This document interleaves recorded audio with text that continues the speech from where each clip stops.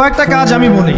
প্রথম কাজ হচ্ছে নিয়াত করতে হবে যে এই রমাজানটাতে আমি আমার সমস্ত গুনাহ মাফ করানোর চেষ্টা করব।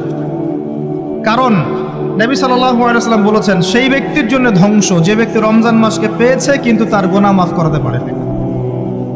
কে জানে এটা আমাদের শেষ রমাজান হতে পারে। আল্লাহ না করুক। আমরা দোয়া করি আল্লাহ পাক আমাদেরকে বেশি বেশি রমাদান দান করুক, বেশি বেশি লাইলাতুল কদর দান করুক। প্রথম শুরু হচ্ছে আপনি মাসের বাজার আগে করে ফেলবেন। আমি একটু প্র্যাকটিক্যাল কথা বলবো আর কি। আপনি রমাদান মাসের বাজার এই শাবান মাসে করে ফেলার চেষ্টা করেন। পারলে ঈদের শপিংটাও করে ফেলার চেষ্টা করেন। রমজান মাসে বেশি বাইরে যাবেন এবং টাকা পয়সা নিয়ে গিয়ে যে স্ত্রী সন্তানের হাতে দিয়ে দিবেন না, যাও বাইরে গিয়ে মার্কেটিং করে আসো, এই ভুলটা করতে যান।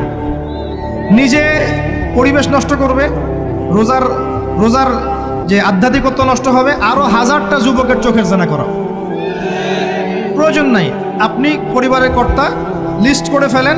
আপনাকে আল্লাহ পাক যতটুকু সামর্থ্য দিয়েছেন মূল জিনিসগুলো কিনে রেখে দেন, আর বাকি টুকটাক বাজার আপনি করবেন।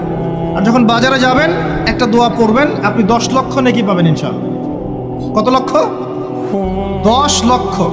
দোয়াটা শিখাচ্ছি। দোয়াটা হচ্ছে লা ইলাহা ইল্লাল্লাহ ওয়াহদাহু লা শারীকা লাহ লাহুল মুলক ওয়া লাহুল হামদ ইউহয়ী ওয়া ইউমীত ওয়া হুয়া হাইয়ুন লা ইয়ামুত বিয়াদিহিল খায়রু কুল্লুহু ওয়া হুয়া আলা কুল্লি শাইইন কাদির।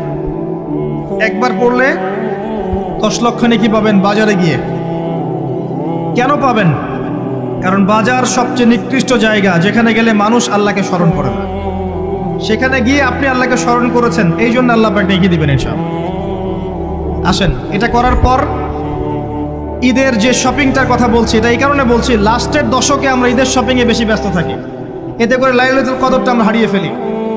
লাস্টের দশক আমরা হয় ইতিকাফ করব, না হলে বাসায় নামাজ পড়ব, পরিবারবর্গকে নিয়ে রাত জাগবো। পারা যাবে ইনশাআল্লাহ? তারাবির নামাজ তো পড়বই ইনশাআল্লাহ জামাতে।